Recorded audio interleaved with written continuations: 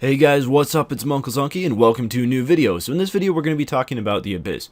The Abyss was recently changed in that it now gives 2.5 times the normal XP for crafting runes if you go through the Abyss in a runecrafting altar, and it also gives up to 3.5 times the normal XP if you have the Demonic Skull equipped, which is an item that you can buy for 500k from the Mage of Zamorak. So this now made crafting runes the real way rather than doing Runespan really good XP and really worth doing if you're willing to put in the effort that it takes, because obviously there's a lot more effort involved in doing legit rune crafting versus Runespan, but you're now rewarded with it. Not only do you profit from crafting the runes, but you get some really good XP. So I do want to say thank you to Greenfish 1881 for the suggestion, because it's a really good one.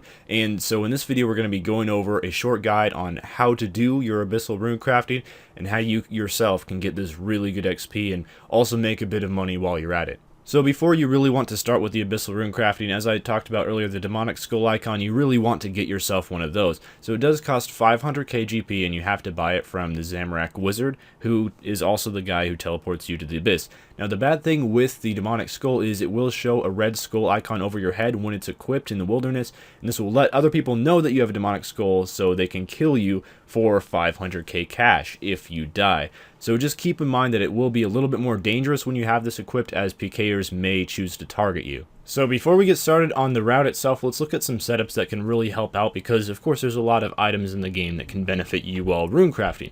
On the left here I have the better setup, and I have some ethereal equipped here. Some interesting things about the ethereal is it can hold rune essence, and also if you have stuff like the Mauritania Legs 2 or the Master Runecrafting robes, which I don't have but you can equip if you want, the ethereal also grants all of those benefits if you have them in your bank. So you get extra blood runes from the Mauritania Legs or the extra XP from the Master Runecrafting robes, but you don't have to wear them, so you can get the bonus of being able to store rune essence in your suit. And also for the higher level stuff, I have an Abyssal Titan, which is 93 summoning, but it holds 20 essence, so it's really good. And then also a massive pouch from Runespan, which requires level 90 rune crafting in order to buy. Then on the right, I have a lower level setup here. Of course, I have the Mauritania Legs equipped. You need at least Mori Legs 2 if you're going to be crafting blood runes, and they'll give you a 10% chance of an extra rune while making them. And then I also have an Abyssal Lurker here, which only requires 62 summoning, so a lower requirement, and then that can hold 12 pure essence. Also for the gear, you want to have some defensive gear if you're not wearing the ethereal, and also a shield with freedom on your action bar to break free if you get attacked by a PKer. And finally, on your action bar, you want to have a glory assigned to the key 1, so this way you can just press 1 and it will teleport you to Edgeville if you get attacked or after you're done with a rune crafting run.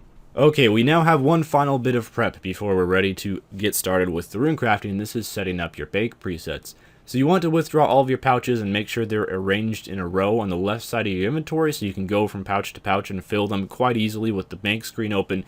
And then make sure you withdraw an inventory full of pure essence as well, and save a preset with an Amulet of Glory equipped, so every single time you withdraw this preset, you will also withdraw a new Amulet of Glory. You just have to remember that when you run out of Amulet of Glories, you change the preset down to Amulet of Glory 3 instead of Amulet of Glory 4.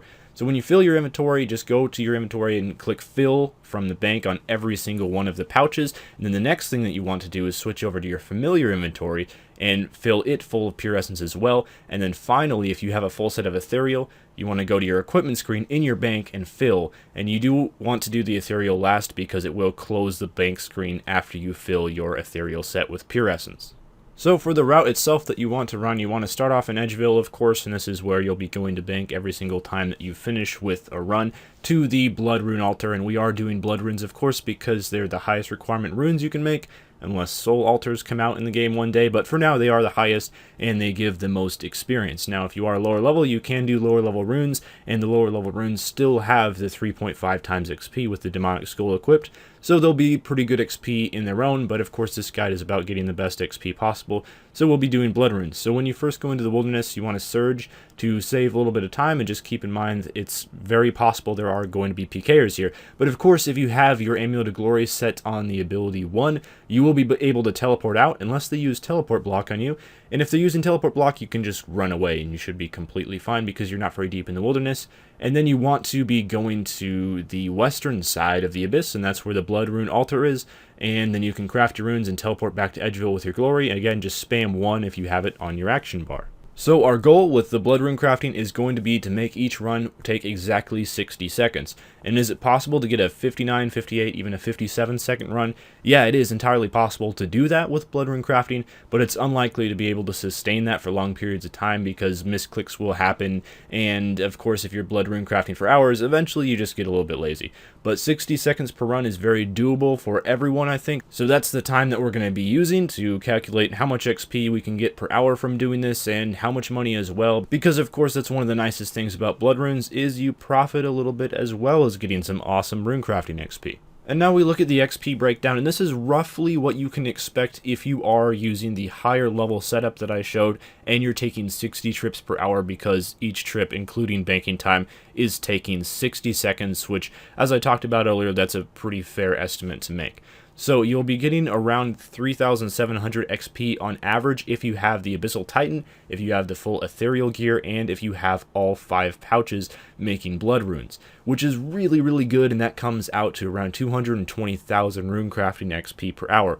Now, of course, if you don't have some of these things, if you don't have the Abyssal Titan and you have to use the Abyssal Lurker, for example, you'll still get great XP. It just goes down because you'll be taking 8 less pure essence per trip because the Abyssal Lurker only carries 12 instead of 20. But regardless, even if you're using lower tier gear or if you don't have everything unlocked, it's still going to be really good runecrafting XP, and it definitely beats Runespan. Even if you're level 95 runecrafting with all the nodes in Runespan unlocked, this is significantly faster. And also, if we want to talk about profit, you craft on average around 120 bloods per trip, again with all the gear that I've been talking about, which comes to 7,200 bloods per hour on average. Now, blood runes are going to go down as more and more people do this method, but at current prices, that's over 2 mil an hour just crafting blood runes, and even as blood runes crash in price and it goes down to maybe 1.5 mil an hour, that's still some really good profit for considering how much runecrafting XP you're getting just doing this. So of course I'm also deciding to include a couple money alternatives for you guys if you are interested in the money making aspect of the Abyss, and especially as blood runes continue to go down in price, these can be some really good alternatives to making bloods and still some good XP. Of course, you're not going to be getting 220k per hour doing these runes, but they're still solid with this demonic skull. So the first thing is at level 59 rune crafting, if you don't have the level to make blood runes yet, but you want to make money, you can make cosmics, and they're worth 221 each as prices currently stand, and you can make double of those per pure essence at level 59. So that can be 1 to 1.5 mil per hour, really depending on how many pouches you have access to and what familiars you have access to. Of course, the more pure essence you can bring per trip, the more money you'll make.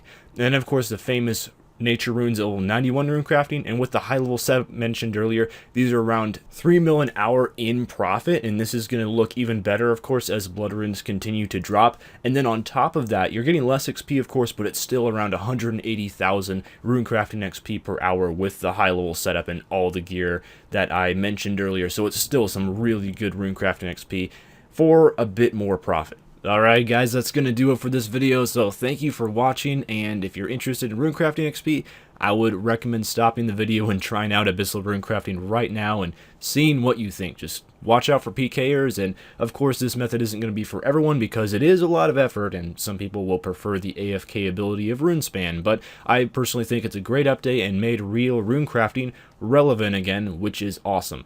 Also, if you guys ever have a suggestion for a video you think would be awesome, feel free to leave it in the comments, and I do read a lot of them, and a lot of these videos are based off of your suggestions. So I wanted to say thank you for that, and with that being said, I'll see you next time. Farewell.